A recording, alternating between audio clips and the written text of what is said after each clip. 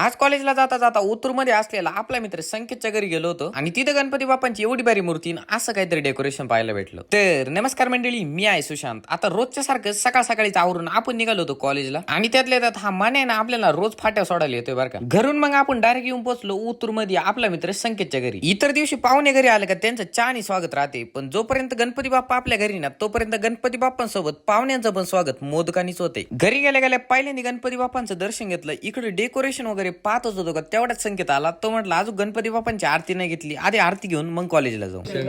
आरती ओ वाळू भावती ओ वाळू सत्तर गुरुराजे देवरे गाली गटांगणवनी